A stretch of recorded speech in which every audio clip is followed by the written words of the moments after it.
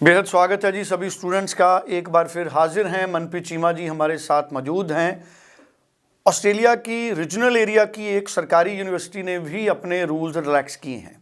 Agriculture income वाले students को entertain किया जाएगा। इसके अलावा कुछ मैंडेटरी डॉक्यूमेंट्स हैं, ITR को लेकर हैं, फंड्स को लेकर हैं।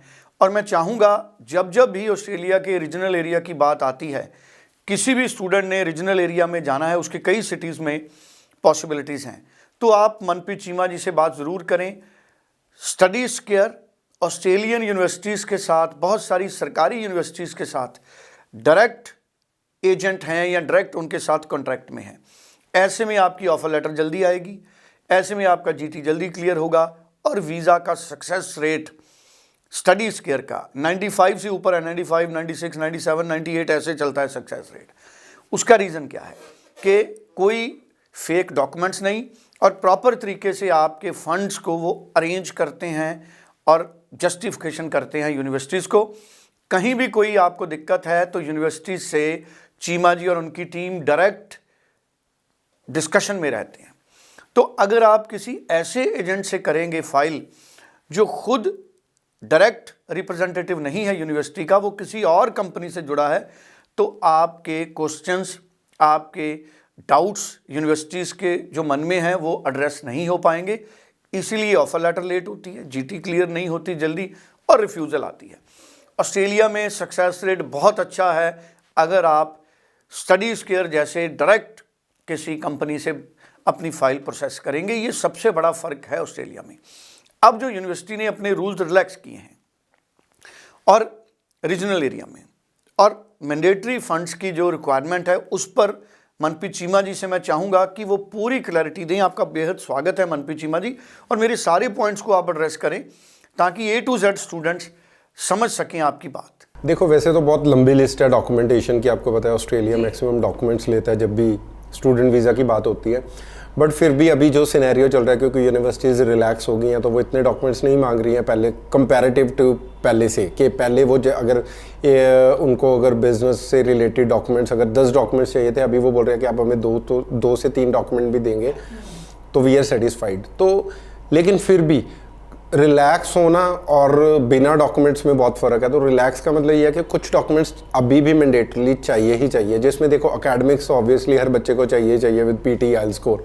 उसके बाद अगर स्टेप बाय स्टेप मैं बता देता हूँ कि लाइक अगर कोई बिजनेस से रिलेटेड है तो पहले अगर हमें ITRs चाहिए थी, मतलब टाइमली फाइल्ड ITRs चाहिए थे विद GST नंबर मैंडेटरी, या फिर करंट अकाउंट स्टेटमेंट या MSME, या फिर शॉप एक्ट के अंदर वो उनका बिजनेस रजिस्ट्रेशन होना चाहिए था। लेकिन अब यूनिवर्सिटीज़ बोल रही हैं बिकॉज टाइम कम है, इनटेक पास है, तो वो कह रहे हैं कि आप हमें सिर्फ इनकम टैक्स रिटर्न दे दीजिए प्लस विद प्रॉपर कंपटीशन।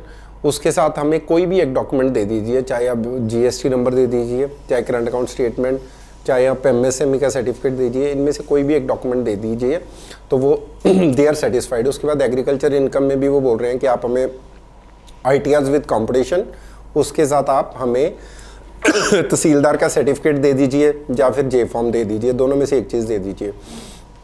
तो ये चीज़ें बहुत मतलब रिलैक्स हो गई हैं पहले से। तो मैं बोलूँगा कि अगर इनमें से कोई भी डॉक्यूमेंट है, इनमें मतलब ITRs तो मैंडेटरी है ही है, उसके अलावा आप एक एक डॉक्यूमेंट भी दे दीजिए, चाहे वो बिजनेस से है तो बिजनेस से रिलेटेड, एग्रीकल्चर है तो एग्रीकल्चर से रिलेटेड, और सेविंग्स में अगर 6 मंथ होल्ड फंड्स हैं तो कुछ यूनिवर्सिटीज़ तो ये भी बोल रही हैं कि हमें सोर्स भी दिखाने की ज़रूरत नहीं है।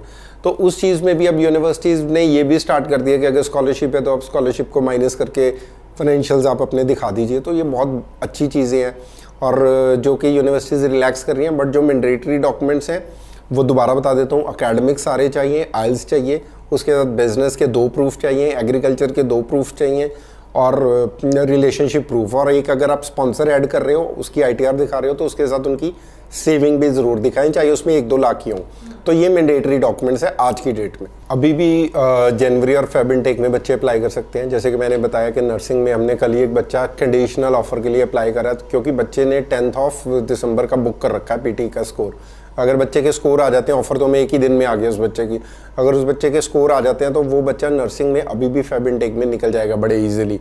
तो कोई भी अगर बच्चा, हाँ मैं एक चीज़ ज़रूर बताना चाहूँगा, जो भी मैंने मैंडेटरी डॉक्यूमेंट्स बताए हैं वो जो रिलैक्सेशन है अभी यूनिवर्सिटीज़ की तरफ से सिर्फ फेब इनटेक के लिए है, बिकॉज फेब इनटेक बिल्कुल नज़दीक आ गया है। ये जुलाई में कंटिन्यू होगी रिलैक्सेशन के नहीं हम बोल नहीं सकते, but for fab yes universities are very relaxed, तो this is the golden time. आप मिनिमम डॉक्यूमेंट्स के साथ अप्लाई करके वीज़ा ले सकते हैं। So thank you so much Manpreet Cheema ji, बड़ी अच्छी इन्फॉर्मेशन आपने शेयर की है। Students point to point information clarification के लिए मनप्रीत चीमा जी से बात कर सकते हैं। आप चंडीगढ़ ब्रांच विजिट कर सकते हैं, आप टेलीफोन से मनप्रीत जी से अपॉइंटमेंट बना सकते हैं, आप जूम मीटिंग के ज़रिए इंडिया के किसी भी हिस्से से मनप्रीत जी से टाइम ले सकते हैं, अपनी फ़ाइल लॉन्च कर सकते हैं, अपने वीज़ा को सेलिब्रेट कर सकते हैं। Thank you so much. Screen पे नंबर है, व्हाट्सएप नंबर है, आप अपना प्रोफाइल भी शेयर कर सकते हैं। Thank you so much Cheema ji. Thank you.